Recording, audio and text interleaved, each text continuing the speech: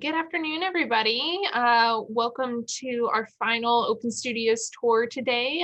This last one is going to be with JD Walsh, who's been with the Studio Artist Program for a couple years now, actually.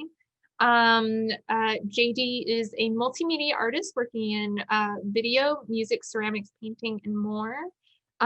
Recently, he's released several music projects under his handle Shy Layers. JD is going to give us a little demo of his work, a little studio tour. And with that, I'm going to pass it over to JD. JD, thank you for having us in your studio virtually today. Thanks for having me. This is fun. And thanks everyone for being here. I know it's the last one of the day and Sundays are always tricky, but welcome. Most of what I'm gonna do today is share my screen and talk a little bit about a few older pieces and how they have sort of come back around and affect what I've been doing recently. So this is an older piece. This is a series I did maybe 2007, so 13 years ago, believe it or not. This is shown here in Atlanta, an old gallery I showed at called Solomon Projects. And this is a series called Slow Fade, and it's one that it's been coming back to me, and I've been thinking about it a lot. These are made out of wood, and they're painted and screen printed. The imagery is obviously appropriated from real objects, and I think the basic idea of these was to take objects with disparate histories and associations and sort of smash them together to make something different, something new. And I think this way of collaging both images, but also ideas and associations, genres, is something that I have come back to even in music, what I've been working more in the audio realm lately. But it is something I've always been interested in. So I wanted to show these pieces. There's this one. And another thing, they're sort of crude fakes in a way, but at the same time, they still carry some of the heft of their associations. I've always thought this one was funny, sort of like a ode to obsolete media. But working with these appropriated images was something that I was really interested in at the time. My work has gotten more and more abstract as time has gone on. But I think it's important to show this. I lived in New York for about 15 years, and I used to love seeing the cover of the New York Post, which was often ridiculous and still is, I'm sure. But what I did like about actually scanning this image that's used in this particular piece is that it was kind of a document of a point in time, and you can actually see the date on there. I can't remember, 2007, I believe, sometime. Can't see it really well, but I liked it as a sort of a marker of time, but also just as an element in this kind of juxtaposition with this more abstract form, and how the two interfere with each other and sort of bounce off each other, both visually and conceptually.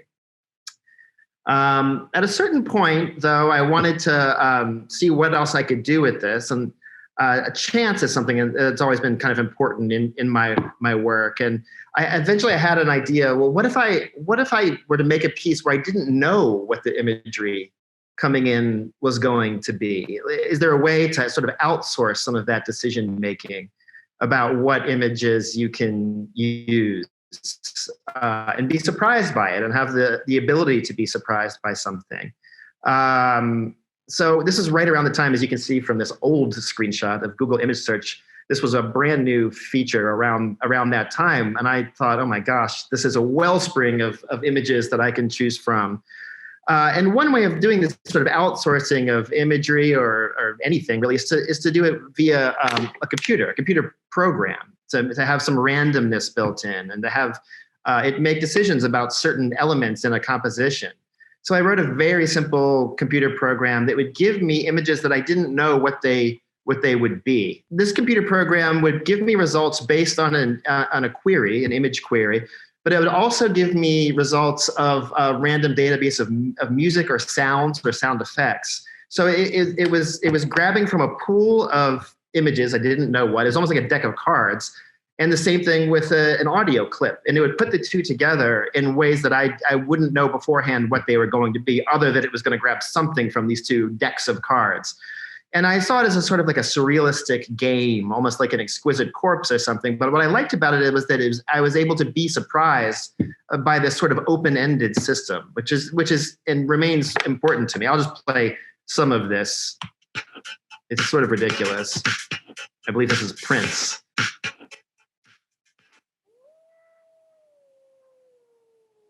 Just kind of absurd. Also, the background color was randomly generated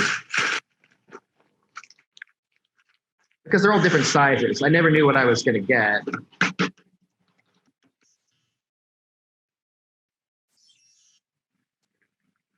think this is a cat purring. Anyway, I thought, okay, well, this is all fine and good, but what else can I do with it? So I wrote a separate computer program where it would choose single sentence chunks out of a larger body of text. And the text in this case that I chose, I did this a few different ways, but this example is from Albert Hoffman's early writings about his very first experiences with LSD, the man who first synthesized LSD. And it was interesting because it was before the drug had sort of been co-opted by the counterculture, and it was almost a sort of a cold scientific accounting of this experience, which I thought was also really fascinating and a nice analog to where we were in internet culture at the time. So, here's a few examples of this. I was in a garden, saw brilliant red, yellow, and green lights falling through a dark trellis work. This could also change the background color randomly. And so then I thought I would need to put these two things together. So I created this installation called Hallucinations. And so it was basically just a dual-sided projection with the image and sound on one side and the sentences on the other side. So it's two sort of open-ended computer programs running simultaneously. And it was just this never-ending thing. It had no beginning and no end. It was just a process that was continually running, and you could come and visit it. It was sort of ambient in that way. You could visit it for as long as you want. You could take whatever meaning from. Sometimes it would make these really perfect juxtapositions. Sometimes it would be seemingly obtuse. I'll show a few.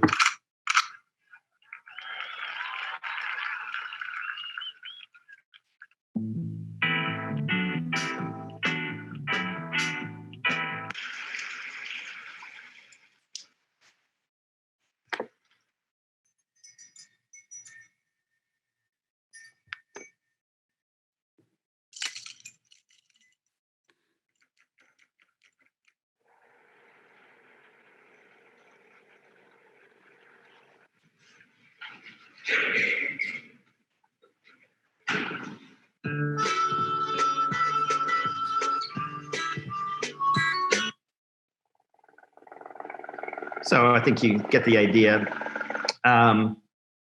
Some stills of that. So this was a new thing, and I think the idea that that an artwork could be open-ended in this way and to use the computer as a tool in this manner was important to me. And just to show you this, so this is sort of a process shot of what one of these computer programs might look like. This is one where it's an image processing program. You can see what it's doing to the image in the corner there. So it's these little modules that I can sort of patch together to whatever degree of randomness, or I can have the randomness control different kinds of parameters. And you can, of course, record the output. And I'll get to this again in a few minutes. But that is that. And you can do the same thing for music, right? So you can have a program running and you don't really know quite what you're going to get. I think just a silly example here. That's just to show you sort of what it looks like. So this is a more recent piece using the output of some of these visual processing applications that I've made up. This was an installation here at the Atlanta Contemporary a couple years ago, I want to say, a year and a half, 2 years ago. Projected onto these shapes that are just suspended in the air. I also made the music for this. This is a very abstract piece.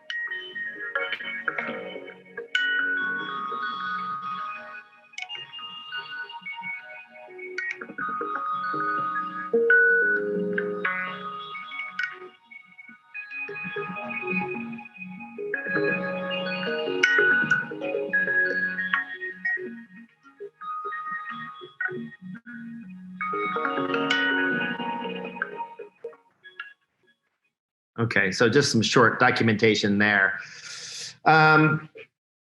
This would leads me to my sort of musical part of what I do, or with sound or with music.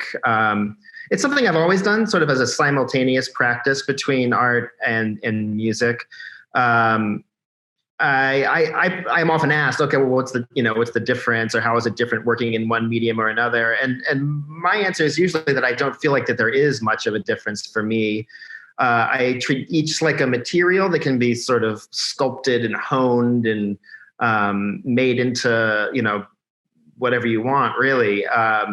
You still have to come up with decisions about scale or texture or juxtapositions, editing, content, say if you're using lyrics or something like that. I don't really see, for me, it's quite easy to go back and forth between the two. But some of my favorite things are to be able to work on music videos. So I've made a few music videos for my own songs, which is fun because I get to combine sort of both of what I do at the same time. So I'll just show you a couple minutes of this. Is from a recent song, and this is this song and maybe another one that I'll play for you are sort of in the more pop, I call it weird pop sort of things, where there's a sort of a mashup of genres. Even if you go all the way back to the very first image I showed you with the book and the gum, sort of putting things together, or at least trying to put things together in new and unexpected ways. So here you'll see some of this visual things. This uses text a lot. This is sort of my take on the lowly lyric video, which is where you see the lyrics that are being sung. But this is sort of my own spin on it. So this is from a video called Hearts Unknown, which is a recent song that I've done. I'll just play this for a few minutes.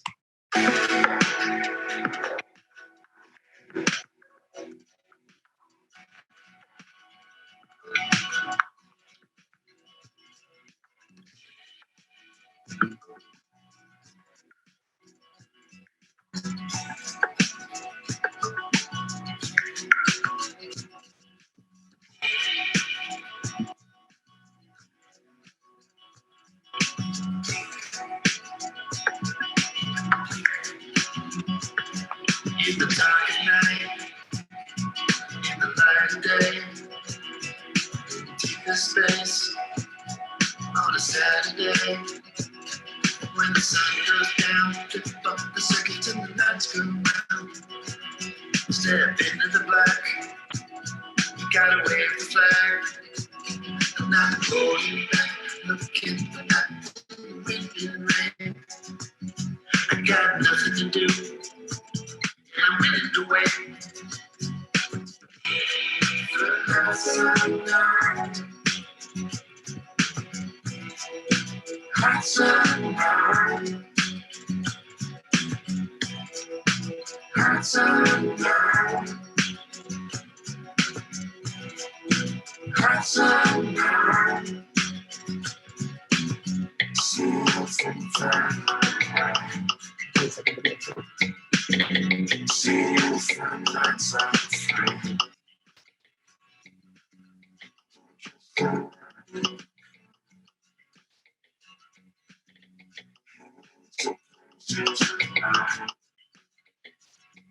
I'm going back, looking at the rain. I got nothing to do, and I'm winning the way.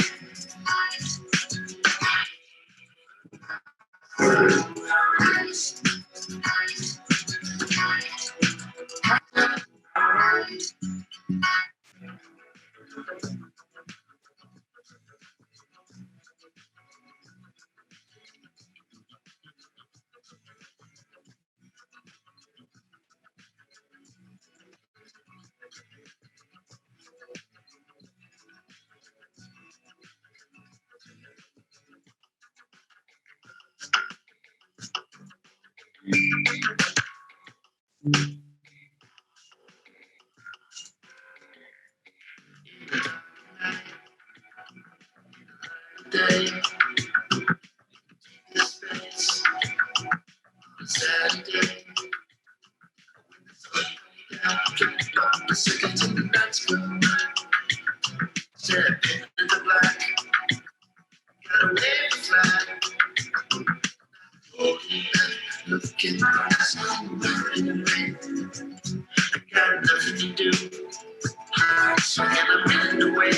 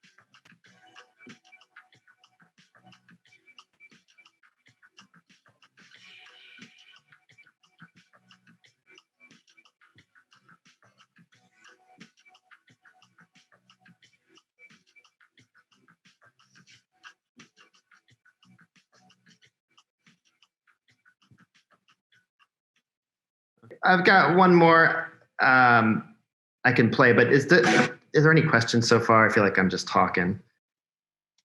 Yeah, Allison Renz wants to know if that's you singing. Oh yeah, it is me singing. I mean, I do a lot of manipulation. I'm not a strong singer.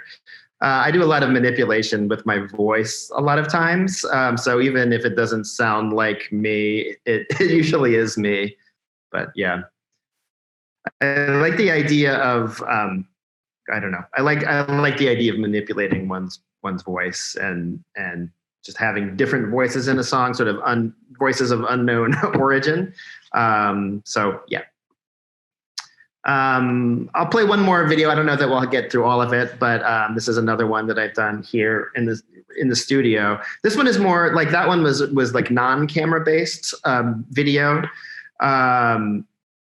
I do a lot of non-camera based video where it's just generated almost as a synthesis process.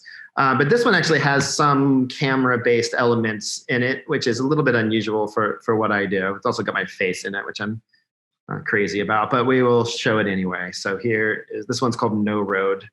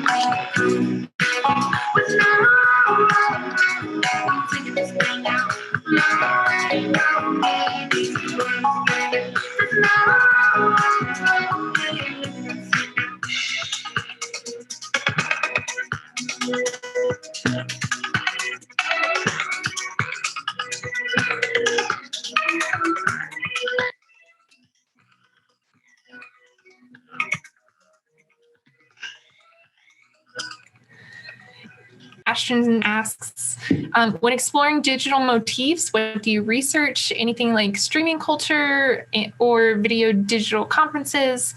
Some of this work reminds me of the video chat room from the 90s called Worlds that used old word art and low-res 2D flat avatars to represent the person speaking. Very cool. And also, specifically to that second music video that you showed us, are these hand-drawn images? Yeah, the sort of the white line animations are hand-drawn and is hand-drawn animation. Speaking to the first point, I mean, I'm not as deeply, there's a few sort of early internet culture things that am interested in, not that specifically, but I'd say like structuralist film, like Hollis Frampton, things for like Paul Sharits, sort of experimental filmmaker Stan Brakhage. This was sort of my background and what I studied in school, and I think that's sort of ingrained in my DNA. I really love the structuralists. I really love sort of interesting structures, interesting ways of putting things together, interesting scores. It seems to be, whether it's time-based, like musical score, like a minimalist composition, like Phil Glass, or that kind of thing, or the analog to film, Tony Conrad, these kind of people. I love that kind of stuff. So I think that's probably been sort of my big visual influences. Awesome. And then actually the second question is also kind of about your influences. This other question from Tim is, do you consider videos to be psychedelic, influenced by the 60s, or surrealist, or something else that you're drawing from? It's a good question, and I think it is a combination of all those things. I love surrealism. I think that you can trace a lineage from Duchamp to to John Cage, or people like dealing with sort of open-ended structures that I mentioned before, like Exquisite Corpse. So I think surrealism is a giant influence of mine. But I think there's room for elements of 60s psychedelia. Some of the same filmmakers I just mentioned were sort of dabbled within that. And even pop art, Warhol, you think of his collaborations with the Velvet Underground and those kinds of film experiments. I think there's room for a lot of that stuff. So I do think it's some sort of mashup of those things. Awesome. I had a question myself, actually. I was curious, those first couple of pieces that you showed that you've done, that you did a while ago, you said were inspired by these kind of defunct technologies. You had a cassette, you had a record. Does that kind of continue to inspire you? I feel like the lyric music video almost feels like kind of a defunct, it still exists, but I usually think of those like kind of older music videos that like some random person uploaded to YouTube, and I feel like you don't see them quite as much anymore. So I wasn't sure if you had anything. I'd say in the early days of working with video, I'm a video editor. I've been a video editor forever. That's how that's like my money gig. So all day I spend all day trying to get the best quality of video, and it's all about crispness and sharpness. But I think the sort of atmosphere and sort of, I think especially lately, I feel like to have videos of different resolutions suggesting different histories. And what Ashton mentioned, early sort of pixelated word art or pixelated avatars. They suggest coming from different histories and different places. And I think putting them together sort of suggests a richness and a diversity and sourcing these images. And so, yeah, I think that, like the hiss of a tape, I think there's something sort of comforting about it. And it's becoming more and more common with low fidelities. I think there's much more acceptance of it. Not everything has to be super hi-fi or high res or crisp and clear. And I kind of like not only just the pleasing quality of some of that stuff, but I also like where it comes from and how that can affect how you view an artwork. Awesome. Okay. I saw on the chat that Tim wants me to talk about this piece behind me. Yes, please. And if you don't mind, maybe that'll be our last question, and then we'll wrap up. Sure thing. This is a piece, it's a large piece. It's about 6 feet tall, custom CNC routed. So it's a computer router that routes these channels into a piece of wood. And so it's almost like gouged out by a machine. This is maybe a couple years old. This was hanging in the Contemporary on the artist wall for a little while. And then it's hand painted. It's painted with acrylic. It's kind of hard to tell because it's very flat. There's almost no hand or no mark making in it whatsoever. One of the biggest 2D works I've ever made. I like this one quite a bit. It's called Scrolling Echo. So that's it. It's in my studio if anybody ever wants to see it. That's fantastic. Okay, cool. Well, thank you so much, JD. Again, thank you to everyone in the audience who's followed along with us today. Thanks everyone for coming. Awesome. I appreciate it.